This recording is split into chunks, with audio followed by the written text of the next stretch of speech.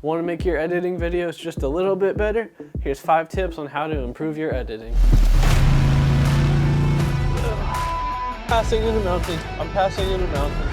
That series is now live. You can click up here to watch it. Basically, I spent 5 days on a road trip going to different parks in Georgia to get landscape photography. I documented the whole thing, and these are the tips and tricks I learned while editing the footage together. Starting with number 1, stock footage. The wind was non-stop, so I knew it wasn't safe to bring my drone up. I have the Mavic Mini, so I didn't think there was a good chance of me getting the drone back. Because of that, I knew I would end up using stock footage. For this video, I used Storyblocks. They're not sponsoring this video, I just have a subscription to them. You can go to Pond5 and go to ArtGrid. There's a bunch of sites out there for stock footage. But knowing I couldn't get aerial shots, I can make a folder of aerial shots that looked pretty similar to the area that I was in. Definitely some of it I had to cheat a little bit. It's just mountain roads, so it wasn't necessarily where I was. But by taking this shot of me driving in the rain and combining it with this drone shot that's also going into the fog, it easily looks like that could be where I was. And by doing that, it takes it from this boring shot to this somewhat more exciting shot. It's 28 degrees this morning. If this rain doesn't let up, this whole trip was for nothing. So using stock footage for those shots you couldn't get due to whatever conditions is tip number 1. Tip number 2 is using Google Maps. Google Maps actually tracks where you've been, and since my road trip wasn't very planned and the routes were all over the place, I would have no way of knowing exactly where I went by the time I got back. So luckily, I could hop onto Google Maps. It shows me everywhere I've been, and for example, this mountain shot that I wanted to tag where the location was, but I didn't know when I was there what it was. I had to pee really bad, I was in a rush, and everything was going wrong, so I didn't even think about looking at the sign that was there for it, and I ended up in some parts of Tennessee.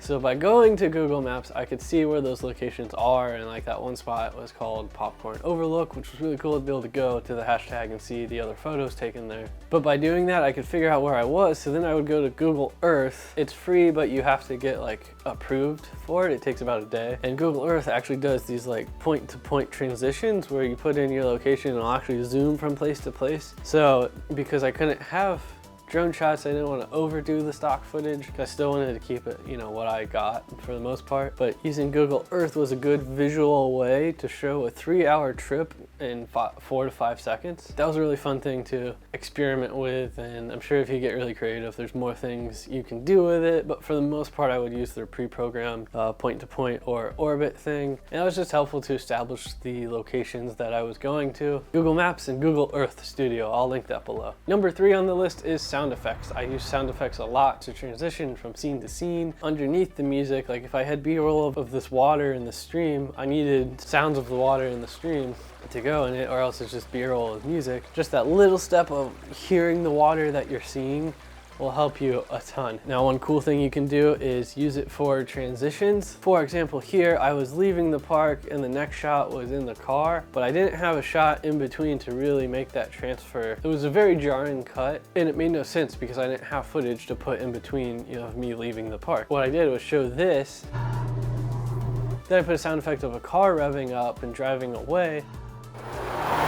1 year ago this month, I lost my license. So that way you hear the sound of a car before you actually see me in the car. Subconsciously, you know that the next scene is going to be dealing with a car. How many times did I just say car? Sound effects are a great way to increase your production value. And by the way, if you like these lower thirds that are popping up throughout the video, they are actually templates you can purchase from my friends at Sunduck Film. I will leave a link in the description. They have a free pack you can try out before committing to a whole pack. But they have a whole bunch of lower thirds and backgrounds and shapes and abstract things, and really cool to help save you time. Be sure to check them out in the description. They're not sponsoring this video, but they are affiliate links in the description. So by doing so, you're helping out this channel and one of my good friends. Tip number 4, show, don't tell. This was a piece of advice I got in a writing class a long time ago, actually. It's a very simple concept, but it's very easy to overlook. So for example, with vlogs, it's really easy to set down the camera and just talk to it and explain what you're going to do, which is fine if you want to get that talking segment. You may need the audio later. For example, if I say in the beginning of episode 2, I go, I'm headed out to the park. I don't explain my day from there. I say I'm headed out to the park, and then I show the Google Earth transition, and then I'm at the park. I could instead sit there and say, I'm going out to the park today, I'm gonna do this, I'm gonna do this, I'm gonna do this. Basically, that's a bunch of crap that you can cut out. That could be a 30-second rant that's easily just cut down into a 10-second B-roll Google Earth transition period. Show, don't tell. Cut out the crap. No one wants to hear you ramble on forever, like I'm doing right now. Tip number 5 is not really an editing tip, it's more a pre-production thing, which this trip was very random, but while I'm filming, I'm getting an idea of how it's going to look in my head. So you may not have it right away, but you want to always be thinking about the edit while you're shooting. So you don't want to get back and not have enough B-roll or something, or there's an entire 4-hour stretch where I was talking to the camera and my microphone was on mute. So all that footage was absolutely useless, which actually helped because I'm pretty sure I was saying nothing of substance. But part of the story that I had in my head was actually on mute the whole time, so I had no way of being able to put that into the story. By doing that, you're going to be better off in the edit. You're going to have all the footage you need. You should be able to edit faster because you know what you shot and when. That wasn't really an editing advice, but that was just in general to get into the edit. Just think about the edit while you're filming or before you start filming. That's all I have for you guys. If you found those tips helpful, be sure to hit the like button, subscribe, hit the bell to be notified for when new videos come out. I try and do a new video each week. Sometimes it's a vlog, sometimes it's more of a tutorial like this one, but yeah, I don't know how to end it because I just did that on the first take, so peace.